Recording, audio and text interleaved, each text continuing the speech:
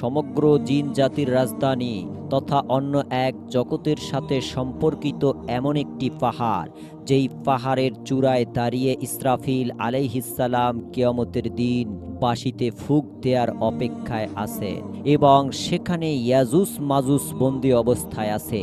এটি এমন একটি জগৎ যেখানে রুক নামক পাখিরা বসবাস করে, আর এটি হলো কোহেকাব পাহাড়। মাওলানা জালালউদ্দিন রুমি তার গবেষণায় এই পাহাড়ের কথা উল্লেখ করেছে।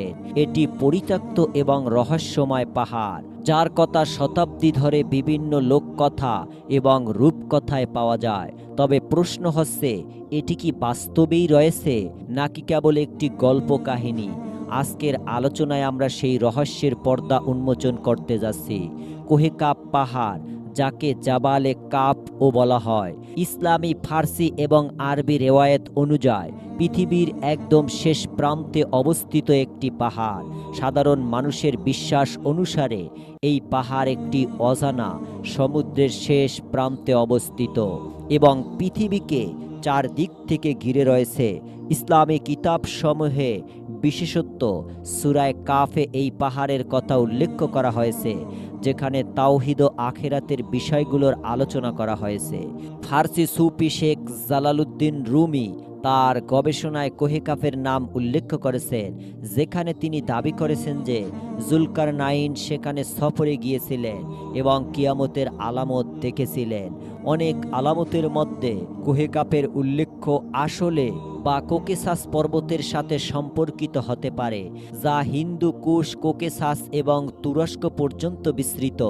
প্রাচীন পারস্যে কোকেসাস পর্বতের একটি প্রাচীন দুর্গে জুলকারনাইন অবস্থান করেছিলেন এবং সেখানে ইয়াজুজ ও মাজুজকে একটি প্রাচীরের পেছনে বন্দী করে রেখেছিলেন।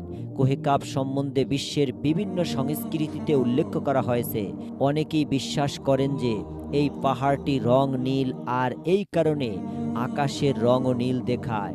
সিয়া আকিদায় ইমাম মাহাদি একটি সবুজ দ্বীপে উপস্থিত থাকার রেওয়ায়েত রয়েছে, যা কোহেকাফের কাহিনীর সাথে সংযুক্ত হতে পারে।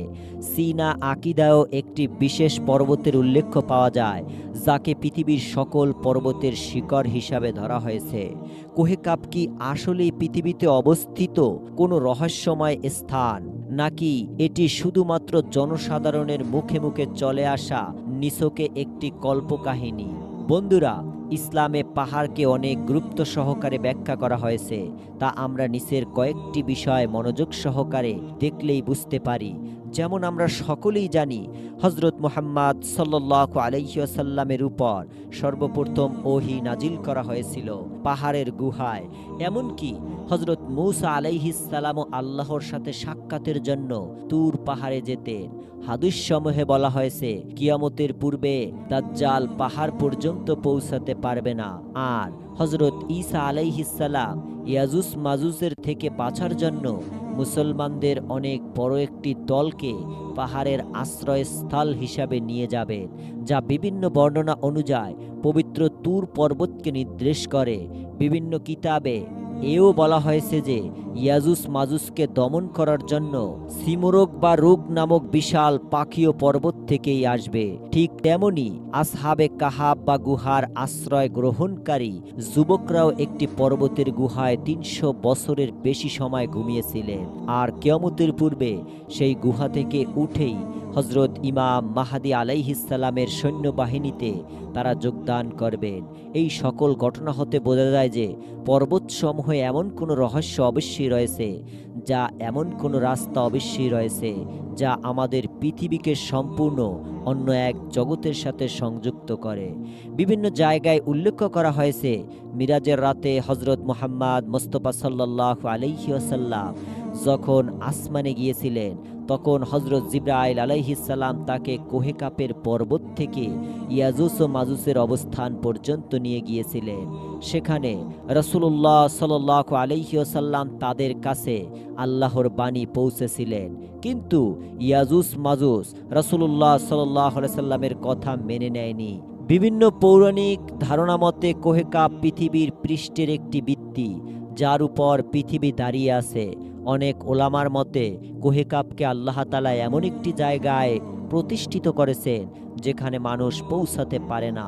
এই জায়গা পর্যন্ত পৌঁছানোর রাস্তা একমাত্র আল্লাহ তাআলা হযরত জুলকারনাইনকে দেখিয়েছিলেন। তিনি কোহে কাফে গিয়ে সেই রহস্যময় জগতে পৌঁছেছিলেন, যেখানে ইয়াজুজ মাজুসের 2টি গোত্র বসবাস করত।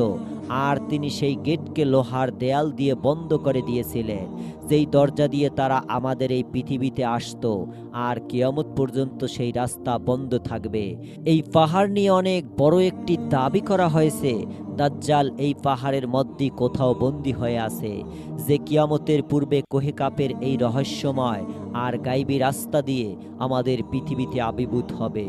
এক প্রাচীন ফরাসি ভ্রমণ বৃত্তান্ত মাকতুম জাহানিয়া জাহাজগ্রস্ত অনুযায়ী কোহে কাপ পর্বতে হযরত জুলকারনাইন হযরত ইসরাফিল আলাইহিস সালামের সঙ্গে সাক্ষাৎ করেছিলেন, এবং সেখান থেকেই তিনি ইয়াজুজ মাজুজের গোত্রগুলোর মধ্যে প্রবেশ করেন এবং তাদের সেখানে বন্দী করে ফেলল। এবং এই কিতাবের অনুবাদ মোতাবেক কোহে কাপ সিকান্দার আজম পিতলের একটি দেয়াল বানিয়েছিল, যা 70 গজ লম্বা ছিল। যদি তিনি সেই প্রাচীর নির্মাণ না করতেন, তাহলে ইয়াজুজ মাজুজ পৃথিবীতে এসে জুলুম আর বর্বরতা ছড়িয়ে দিত এবং জমিনকে ধ্বংসের মুখে ঠেলে দিত। তারা প্রতিদিন এই দেয়ালটি সেটে ক্ষয় করার চেষ্টা করে, আর যখন তা একটি কাপড়ের মতো পাতলা হয়ে যায়, তখন তারা বলে, কালই এই প্রাচীর ভেঙে আমরা জমিনে নিজেদের আধিপত্য বিস্তার করব। কিন্তু আল্লাহর কুদরতে সেই দেয়াল রাতারাতি পূর্বের অবস্থায় ফিরে যায়। আর এই ঘটনা হাজার হাজার বছর ধরে হয়ে আসছে। সমগ্র ইব্রাহিমের বংশধরেরা এই ইতিহাস বিশ্বাস করে, কিন্তু সেই পাহাড়টি কোথায় অবস্থিত তা কেউ আজও নির্মাণ করতে পারেনি। বাদশাহ জুলকারনাইনের সফর এশিয়া, আফ্রিকার, ইউরোপের 3টি বড় মহাদেশ পর্যন্ত বিস্তৃত ছিল। এজন্য কোনো রহস্যময় পাহাড়ের অবস্থান সঠিকভাবে নির্ণয় করা কঠিন যে সেই পাহাড়টি কোথায়। এটি এমন এক পর্বত যাকে প্রাচ্য বিশ্বাসের সমস্ত রহস্যময় প্রাণী ও কাহিনীর কেন্দ্রবিন্দু হিসাবে বিবেচনা করা হয়। কিন্তু উন্নত থেকে উন্নতর প্রযুক্তি থাকা সত্ত্বেও কেউ আজও পর্যন্ত এই পাহাড়ের সঠিক অবস্থান নির্ণয় করতে পারেনি।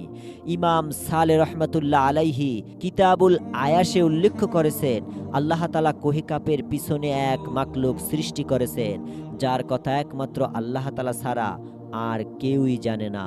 তাদের ইবাদত হচ্ছে শুধু হুজুরে পাক সাল্লাল্লাহু আলাইহি ওয়াসাল্লামের জন্য দুরূদ পাঠ করা।